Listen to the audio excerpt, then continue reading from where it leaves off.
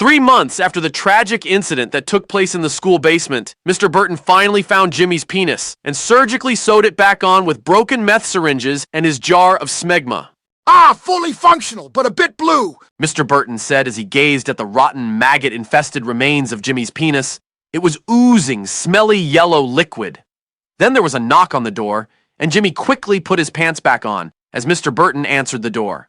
It was Edna dressed in a tuxedo, armed with a revolver.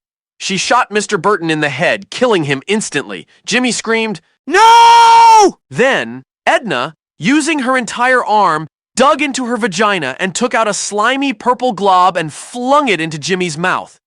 Jimmy woke up tied to a chair in the principal's office. Stood in front of him was Dr. Crabblesnitch. Jimmy heard earlier that Dr. Crabblesnitch had committed suicide the night he was kidnapped by Zoe. "I thought you were dead," said Jimmy. "Ah, yes. He then patted his own balls with a napkin. You betrayed me, boy." "How?" exclaimed Jimmy. "I told you to keep your ass clean, boy. Now, as I see you had not listened, I shall clean it for you." Dr. Crabblesnitch then took off Jimmy's pants, laid him on his back, and begun licking Jimmy's hairy, shit-crusted asshole. Jimmy had not wiped his ass in 2 years since Mr. Burton has never bought toilet paper. Murmured Crabblesnitch as wet slobber noises filled the silence. Then Jimmy felt an agonizing shock of pain in his ass as Crabblesnitch shoved a porcupine up Jimmy's ass. Jimmy tried to shit the porcupine out but couldn't because it was stuck in his ass.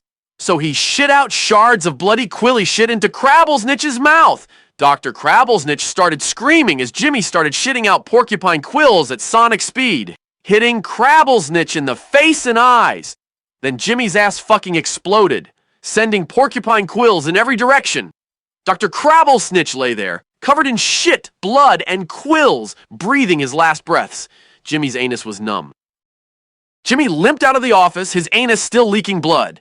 Jimmy was furious. "Hey, you!" shouted Edna. Jimmy tried to run, but it hurt too much to run because his ass was so sore. Then Edna tackled Jimmy and dragged him into the back of the cafeteria to the kitchen. She tied him to the cabinet. "You came just in time to see how I flavor Bulworth's delicious food!" She then used her finger to fish a green, slimy shit nugget out of her ass and drop it into the mix. She then asked Jimmy to reach into her bumpy, blistery, crusty vagina and take out what looked like a purple Jolly Rancher. It felt like gutting a pumpkin, but warmer. Jimmy was gagging every 3 seconds as he swished his fist in her smelly, gooey vagina, desperately reaching for the gonorrhea nodule. He found it and gave it to her. She took a bit off and ate it, then put the rest in the mix. "Dr. Watts used to love this recipe!" She cackled. Jimmy then noticed Dr. Watts's disemboweled, rotting corpse behind the freezer. Jimmy started screaming, but Edna smiled and exposed her black teeth and maggots writhing in her gums. She then made out with Jimmy, then pulled a long-used condom out of her ass and stuck it to Jimmy's mouth. "That will shut you up!" Jimmy felt maggots writhing under his tongue, but he couldn't do anything about it since the condom was practically glued to his mouth now. Then Russell barged into the kitchen and screamed, crush, kill, destroy, and ripped Edna's lower jaw off and proceeded to reach into her musty ass and rip it inside out. He then smashed the freezer over Edna, killing her, while a bunch of preserved mutilated penises fell out of the freezer. Jimmy somehow got loose and ran like hell into the boys' bathroom. Jimmy hid in the broken bathroom stall and sobbed quietly. Then he saw Dr. Slaughter standing over him with a massive erection. "There is a third side to biology, boy." He then pulled down his pants to expose his smelly, bent, HPV-ridden penis. It was lathered in smegma. He then ripped the condom off of Jimmy's face and shoved his greasy cock down Jimmy's throat and started groaning. Jimmy now felt his dry, crusty ballsack thwopping against his chin as he gagged on the biology teacher's bent erection in the broken bathroom stall. Then Dr. Slaughter's infected cock oozed out brown, clumpy mashed potato and gravy-looking cum into Jimmy's mouth as his loud moans echoed through the bathroom. At last, it was quiet. Then he heard grunting and flopping in the second stall. He then heard Algie say, "Oh my gosh, mayonnaise came out of my willy!" followed by Fatty exclaiming, "Ew, it looks like gremlin spit!" Then they opened the stall and walked out. They saw Jimmy and Algie yelled, "Get him!" Now, Algie and Fatty were running at him at a full speed of 5 miles per hour completely naked. Jimmy screamed and ran away. Jimmy then ran out of Bulworth and towards the boys' dorm. I'm gonna bust your gut up and watch you bleed. Jimmy heard faintly as he saw Damon charging at him with his big black cock fully exposed. Jimmy screamed and did a whole-ass 180 and ran towards the girls' dorm. He slammed through the entrance and luckily nobody was around, but Jimmy ran into one of the rooms to avoid being seen by someone coming down to see the commotion. As he closed the door, he heard a raspy voice behind him say, "You pervert! Get out of the girls' dorm!" He turned around to see Ms. Peabody glaring at him with her arms on her hips. Jimmy tried to run, but she grabbed the collar of his vest. "I saw you! You cannot get away!" She smacked him across the face with her belt. He yelped in pain. Then she choked him with the belt and yanked it downwards, causing him to fall. She bolted the belt to the floor, so now Jimmy was in a chokehold on the floor. She then squatted down next to him and pissed in a cup and said, "I'll be right back!" and left. Jimmy now struggled to stand up, but couldn't. Jimmy started crying. Ms. Phillips then walked in wearing a black BDSM suit and high heels. Oh no! Jimmy screamed as she removed his pants. She began to walk near Jimmy's genitals in a promiscuous manner. Then she placed her left heel on Jimmy's penis. She began to put more weight on it, then lifted her right foot as she now balanced on Jimmy's penis with one foot. It hurts! Stop! She then stepped off of it, and Jimmy immediately started peeing blood. It stopped after 10 seconds into a dribble. Then she lifted her heel and stomped on his testicles as hard as she could for 2 minutes straight. After 2 minutes of terror and screaming, Jimmy's testicles looked like crushed and ground raspberries. She then pulled out a hacksaw, then... Before either could interpret what they heard, Fenwick, the Happy Volts Asylum inmate, slammed through the door and tackled Ms. Phillips. He ripped off their clothes and put a barbed condom on his purple swollen penis and shoved it in her ass and began thrusting and maniacally screaming. Then a blender sound came from his cock and Ms. Phillips started screaming as she rapidly shat blood in a circular motion. Jimmy was screaming and crying and was extremely traumatized by what he was seeing, and ass blood was spraying all over his face. Fenwick then took his dick out of her ass that was now shredded into a smoothie. He then rapidly stabbed Miss Phillips 37 times in the chest with a dagger autographed by Lil Shelley. He screamed and jumped out of the window, breaking it.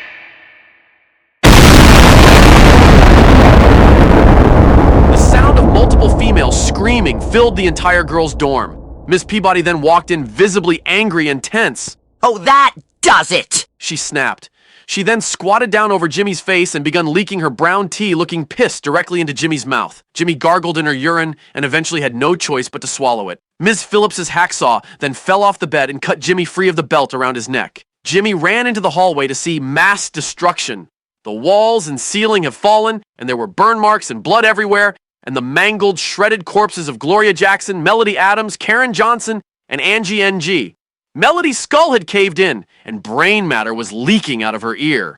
In the center of the mess was a bunch of black liquid, shattered glass, and a broken coffee machine. Damon then charged into the dorm, and Ms. Carvin walked in and died of a heart attack after comprehending how large his cock was. Damon then tackled Jimmy and twisted his nipples, then ripped them off. Russell then fell through the ceiling and got crushed to death by the debris. One of the ceiling chunks fell on Damon and knocked him down. The exit was now blocked by all the debris, so Jimmy ran upstairs. He then hid in one of the room closets. Jimmy reached around for a possible light switch and felt something squishy. It felt like warm cookie dough. He then heard cackling from the closet. Jimmy screamed and the laughter grew in intensity. A light suddenly turned on and he saw Ms. Peabody 2 feet away from him. Then some Arabian men dressed in black threw a smoke grenade into the closet and ran in and swiftly cut off Ms. Peabody's head, screaming, Allahu Akbar! She gasped for air as she choked on her blood before her head was completely severed. Jimmy then woke up under the bridge of Happy Endings retirement home. Ms. Lisburn then slowly walked to him and swiftly tied Jimmy to the tree and unbuttoned her vest and took it off, revealing her saggy, infected-looking tits. They sagged 8 inches and they smelled like rotten milk. She then forced Jimmy to suck the guacamole-looking milk out of her spoiled tits. It tasted like decomposed frogs and mayonnaise, and felt like a mixture of guac, applesauce, and syrup. She then took out a blade and cut the side of her tits, and a bunch of red and white pus leaked out of them. She then commanded him to lick up the pus like an overflowing soda bottle. Then an orderly ran over and punched her in the face, and injected Jimmy with a mixture of LSD and meth in his shoulder. Jimmy was suddenly free from the tree and was running. He then saw a giant Eunice with 3 heads running towards him, holding a giant heart-shaped box. The heads said in unison. Jimmy screamed so hard that the focused energy obliterated his vocal cords, and now he was gargling and spitting blood. Then a giant waterfall of diarrhea erupted out of the giant Eunice. Jimmy was trying to run, but it started raining hot diarrhea, so Jimmy was slipping in it constantly. Jimmy was starting to get rashes and blisters from being covered in sticky liquid shit.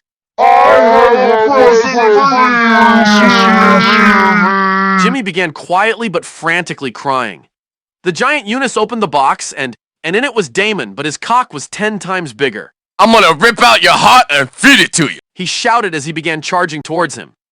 The last thing Jimmy remembered before everything went black was Damon's big black ballsack thwopping against his chin. Jimmy woke up in an endless hallway.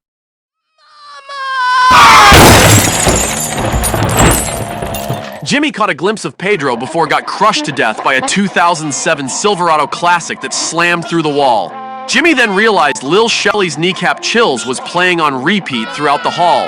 Jimmy began sprinting when he heard a distinct voice shout, I'm gonna kick you in the kneecap. Jimmy was so traumatized by everything he had seen that he could no longer contain his gradually declining sanity. He looked back and Sheldon was running towards him at an unsettling speed and was gaining on him quick. The halls began to spiral as Jimmy ran for his precious life. His nightmares had come true. Jimmy woke up in Happy Volts Asylum in a cell with Damon. Then Damon's face slowly morphed into Sheldon's face. Hi, it's me, Sheldon. No!